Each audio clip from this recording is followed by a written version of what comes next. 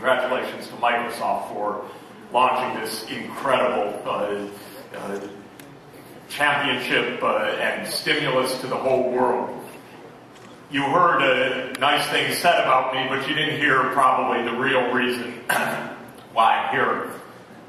I do advise the Secretary General on the Millennium Development Goals, and I know that that is a passion for all of you.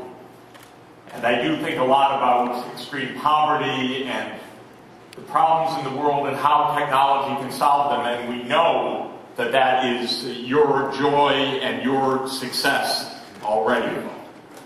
But what you didn't hear is that 49 years ago, there was some kid sitting next to me in kindergarten who you just happened to see on stage a minute ago. Because I gave Steve Ballmer his start.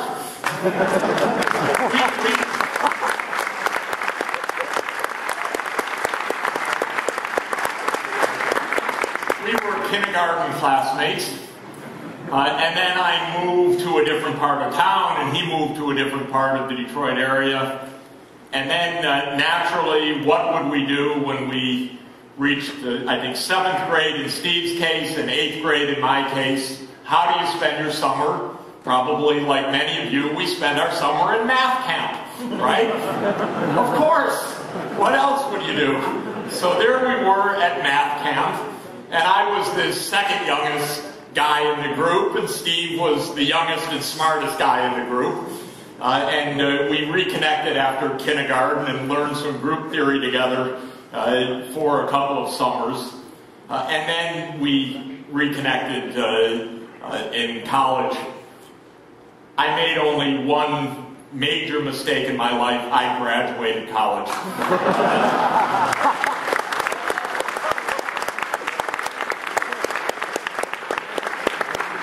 I'm sorry, a little boring, a little pedestrian. I've spent the rest of my years trying to make up for that lapse, Steve. But fortunately, I was very lucky in my life to find a little bit later than you this incredible joy of problem solving.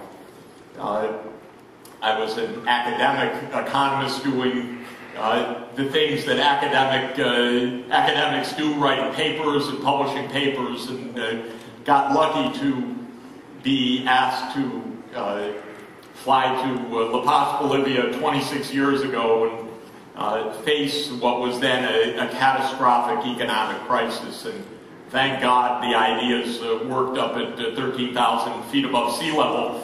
And Bolivia was able to stabilize, and I got hooked on the idea that Steve was just talking to you about, of this passion of problem solving, and the sense that we can make a difference, and the sense that if you combine brains, technology, tools, and persistence, that perseverance is absolutely essential. If you do that, you already are on a path of global change.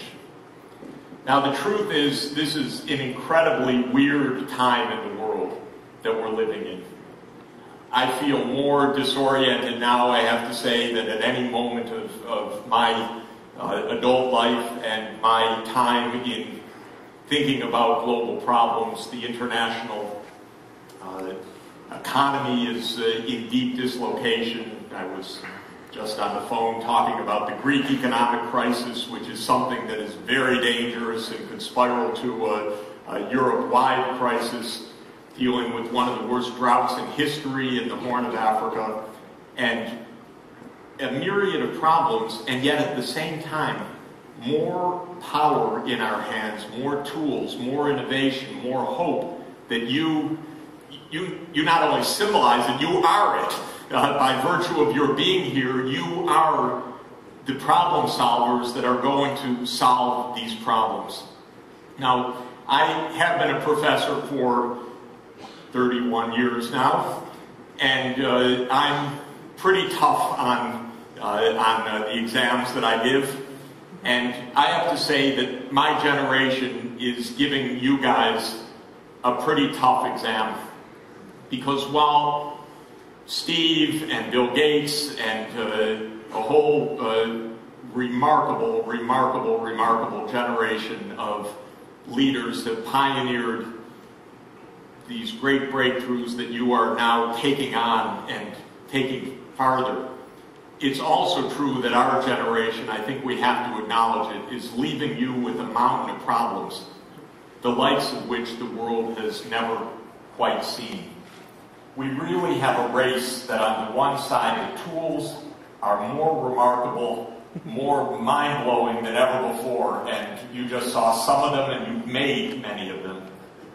And yet at the same time, the problems are absolutely harrowing.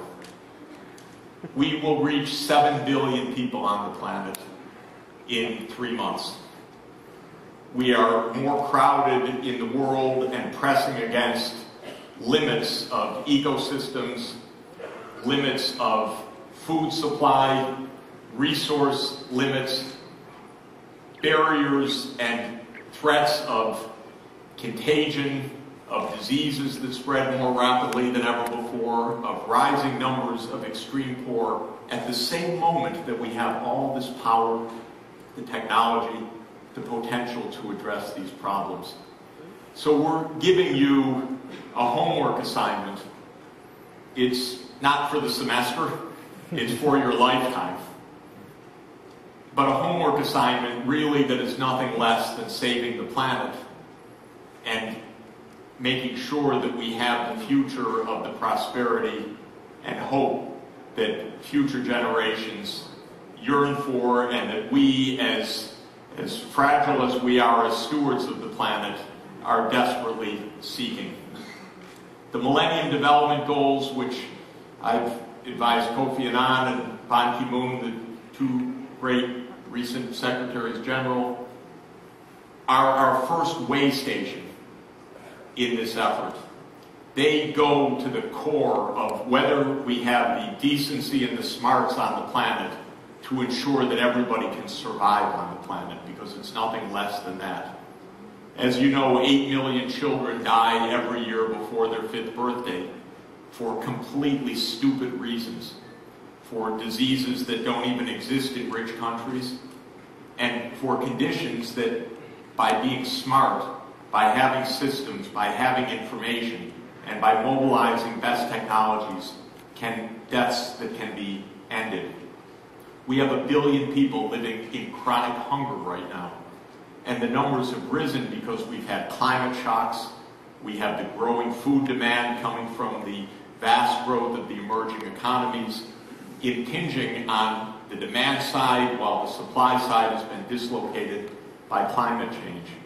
We've had a tripling of staple food prices on 2 occasions now in the last 3 years. Went up, came down, now it's gone back up again, 2008 and 2011. We face a profound energy crisis. Not only are energy prices back at extraordinarily high levels, the way we deploy energy, as all of you know, will wreck the planet if we simply continue in this direction. But for you, of all people, this is not a litany of woe. This is not meant to be a breastfeeding testimony of all that is wrong, and it is not meant for one moment to be a measure of pessimism. But it is, I think, for all of us, a wake-up call to the reality of the planet, and to the fact that while we feel very comfortable and very lucky and fortunate to be here and to be living in the circumstances that most of us are fortunate to find ourselves, you know that that is but a part of the planet, and you have been the ones to pioneer how to address the challenge that those less fortunate continue to face by the hundreds of millions, and that the planet as a whole will suffer unless we move forward. In every area, disease control, educational, access, information systems, the fight against hunger, the fight for a sustainable climate, for a new and secure energy system. Information technology will be at the very center of the solutions. And I can tell you, Steve, everything you said, I feel, when you see it in the villages, what it has meant for computers and for mobile phones to come to places that were completely isolated and that were suffering, dying, and hungry, and now are empowered with every form of information and have access, and with the tools that this group has been innovating and will further innovate in the future. You know that these are problems that this generation, as hard as it is, you, the new leaders of the world, are going to be able to bring to success. There's one more part of this challenge. We know, and we demonstrate it every day, we can't look to governments for solution anymore. We can't even look to government for amusement anymore. It's too frightening to watch what's going on in Washington or going on in so many of the other capitals. What is amazing, though, is how many solutions can be made by innovation and by the empowerment of technology and by the wonders of what you are doing in bringing information and communications technologies to bear on the truly life and death challenges of the planet. It's an enormous, enormous honor for me to therefore greet you, to thank you for your work, to give you that homework assignment. You don't just leave here with the Imagine Cup and think your work is done. You have a lot of work ahead. My journey, I only understood a little bit later, started 49 years ago sitting next to this kid, and I've watched how this revolution is unfolding. I've been lucky to see what it can mean for people all over the world. You are extremely fortunate to have started already on finding these solutions. There's a lot more to come. I'm grateful for what you're doing. I want to congratulate you for this great achievement of coming to the Imagine Cup. I want to thank Microsoft again for all that it's done to change and improve the world and to help inspire you for your future leadership. Thank you very much.